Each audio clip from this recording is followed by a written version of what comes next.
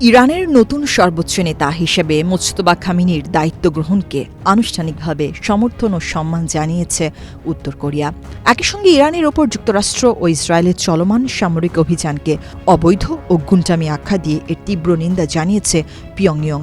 বুধবার উত্তর কোরিয়ার রাষ্ট্রীয় সংবাদ সংস্থা KCNA দেশটির পররাষ্ট্র মন্ত্রণালয়ের এক মুখপাত্রের বরাত দিয়ে এই তথ্য জানিয়েছে। কাতার ভিত্তিক সংবাদ মাধ্যম আল জাজিরার এক প্রতিবেদনেও বিষয়টি নিশ্চিত করা হয়েছে। উত্তর কোরিয়ার পক্ষ থেকে বলা হয়েছে, একটি দেশের রাজনৈতিক ব্যবস্থা ও আঞ্চলিক অখণ্ডতা ক্ষুণ্ণ করার এই হামলা বিশ্ববাসীর প্রত্যাখ্যান করা উচিত। এদিকে ইরান সংকটের মধ্যেই উত্তর কোরিয়া তাদের সামরিক শক্তি প্রদর্শনী অব্যাহত রেখেছে। KCNA জানায়, বুধবার উত্তর কোরিয়ার নেতা কিম জং উন দেশটির সর্বাধুনিক ও বৃহত্তম নৌ ধ্বংসকারী রণতরী চো হিয়ন থেকে কৌশলগত ক্রুজ ক্ষেপণাস্ত্রের পরীক্ষা তদারকি করেছেন। এটি ছিল এই ডেস্ট্রয়ার থেকে দ্বিতীয় দফার ক্ষেপণাস্ত্র পরীক্ষা।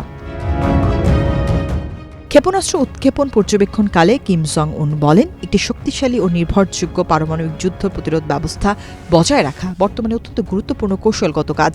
এ সময় তিনি উত্তর কোরিয়ার নৌবাহিনীকে দ্রুত পারমাণবিক অস্ত্রে সজ্জিত করার প্রক্রিয়া এগিয়ে নেওয়ার উপর গুরুত্ব আরোপ করেন।